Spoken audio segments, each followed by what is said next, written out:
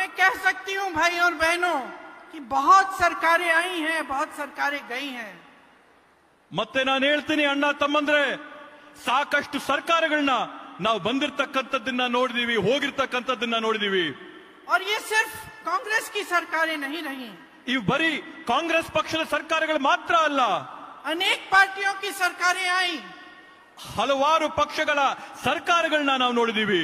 लेकिन आज तक ಆದ್ರೆ ಇವತ್ತವರೆಗೂ कोई ऐसी सरकार नहीं आई जिसका गृह मंत्री संसद में खड़े होकर बाबा साहेब अंबेडकर का अपमान कर सके। ಆದ್ರೆ ಇವತ್ತವರೆಗೂ ಯಾವೊಂದು ಸರ್ಕಾರ ನಾವು ನೋಡಿಲ್ಲ, ಆ ಸರ್ಕಾರದಲ್ಲಿರ್ತಕ್ಕಂಥ ಗೃಹ ಸಚಿವರು ಅಮಿತ್ ಶಾ ಅವರು ಸಂಸತ್ತಲ್ಲಿ ನಿಂತು ಬಾಬಾ ಸಾಹೇಬ್ ಅಂಬೇಡ್ಕರ್ ಅವರ ನಿಂದನೆ ಅವಮಾನ ಮಾಡಿರ್ತಕ್ಕಂಥದ್ದನ್ನ ನಾವು ಯಾರು ಕೂಡ ಇವತ್ತವರೆಗೂ ನೋಡಿಲ್ಲ।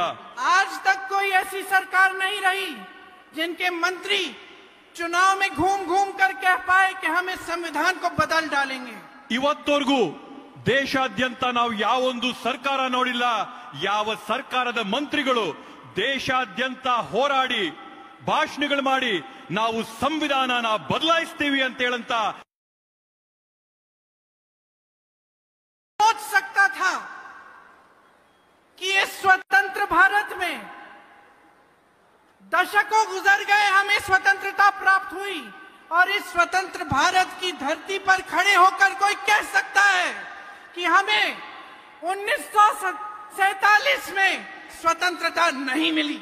ಇವು ಯಾರಾದ್ರೂ ಆಲೋಚನೆ ಮಾಡಬಹುದಾ ಈ ದೇಶದಲ್ಲಿ ಒಂದ್ ಮಾತು ಹೇಳಕ್ ಸಾಧ್ಯನಾ? 1947ನೇ ಇಸ್ವಿಯಲ್ಲಿ ನಮ್ಮೆಲ್ಲರ ಹೋರಾಟ ಶ್ರಮ ಬಲಿದಾನದಿಂದ ಈ ದೇಶಕ್ಕೆ ಸ್ವಾತಂತ್ರ್ಯ ಸಿಕ್ಕಿಲ್ಲ ಅನ್ನಂತ ಮಾತನ್ನ ಯಾರಾದ್ರೂ ಹೇಳಕ್ ಸಾಧ್ಯನಾ? किसी ने नहीं सोचा था कि इस तरह का अपमान सरकार की तरफ से आएगा। ನಾವು ಯಾರು ಕೂಡ ಯೋಚನೆ ಮಾಡಿರಲಿಲ್ಲ ಈ ರೀತಿಯಾದಂತ ಅವಮಾನಗಳು ಸರ್ಕಾರದ ಕಡೆಯಿಂದ ಬರುತ್ತೆ ಅಂತ ಹೇಳಿ। कि मंत्री संविधान को कमजोर करने की बात करेंगे, ಈ ಸರ್ಕಾರದ ಮಂತ್ರಿಗಳು ಸಂವಿಧಾನನ ಕ್ಷೀಣಿಸಂತ ಒಂದು ಪ್ರಯತ್ನನ ಮಾಡ್ತಾ ಇದ್ದಾರೆ। कि बाबा साहेब अंबेडकर जी जैसे गरीबों के मसीहा का संसद में अपमान होगा। ಬಾಬಾ ಸಾಹೇಬ್ ಅಂಬೇಡ್ಕರ್ ಅವರು ಯಾರೊಬ್ರು ಬಡವರ ದೇವರ ಸಮಾನರಾದಂತ ಪುರುಷರನ್ನ, ದೈವ ಪುರುಷರನ್ನ ಸಂಸತ್ತಿನಲ್ಲಿ ಅವಮಾನ ಆಗಂತದ್ದನ್ನ ನಾವು ನಿರೀಕ್ಷೆ ಮಾಡಿರಲಿಲ್ಲ। उनका अपमान करके देश के गृह मंत्री ने लोकतंत्र का अपमान किया है। बाबा साहेब उन शहीदों का अपमान किया है जिन्होंने हमारे स्वतंत्रता संग्राम में अपनी जान दी इस देश के लिए। ಬಾಬಾ ಸಾಹೇಬ್ ಅಂಬೇಡ್ಕರ್ ಅವರ ಅವಮಾನ ಮಾಡಿದಂತ ಅಮಿತ್ ಶಾ ಅವರು ಬರೀ ಬಾಬಾ ಸಾಹೇಬ್ ಅಂಬೇಡ್ಕರ್ ಅವರೊಬ್ಬರನ್ನೇ ಅಲ್ಲ, ಆದ್ರೆ ಈ ದೇಶಕ್ಕೋಸ್ಕರ ಶರಣಾದಂತ ರಕ್ತ ತ್ಯಾಗ ಬಲಿದಾನ ಮಾಡಿದಂತ ಹೋರಾಟಗಾರನ, ಸ್ವತಂತ್ರ ಹೋರಾಟಗಾರನ ಅವಮಾನ ಮಾಡಿದ್ದಾರೆ। उन स्वतंत्रता सेनानियों का अपमान किया है जिन्होंने सब कुछ छोड़कर स्वतंत्रता संग्राम में लड़ाई लड़ी, अपना खून बहाया, अपना पसीना बहाया, इस देश के लिए अपना सब कुछ न्योछावर कर दिया। ಆ ರೀತಿಯಾದಂತ ಸ್ವತಂತ್ರ ಹೋರಾಟಗಾರರು ಯಾರು ಎಲ್ಲವನ್ನೂ ಕೂಡ ತ್ಯಾಗ ಮಾಡಿ ಬಿಟ್ಟು ತಮ್ಮ ಬೆವರು ರಕ್ತ ಬಲಿದಾನನ ಕೊಟ್ಟು ಈ ದೇಶಕ್ಕೆ ಸ್ವಾತಂತ್ರ್ಯ ತಂದುಕೊಟ್ಟಂತ ಆ ಮಹನೀಯರಿಗೆ ಇವರು ನಿಂತಿವತ್ತು ಸದನದಲ್ಲಿ ಅವಮಾನ ಮಾಡಿದ್ದಾರೆ। तो ये कैसे हो रहा है भाई और बहनों, ये क्यों हो रहा है?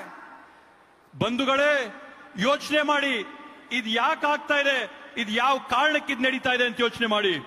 ये इसलिए हो रहा है कि जब तमाम देशवासी, इस देश के किसान, इस देश के मजदूर, इस देश के स्वतंत्रता सेनानी स्वतंत्रता संग्राम में शामिल थे, तो उसी समय एक और विचारधारा इस देश की धरती पर उभर रही थी।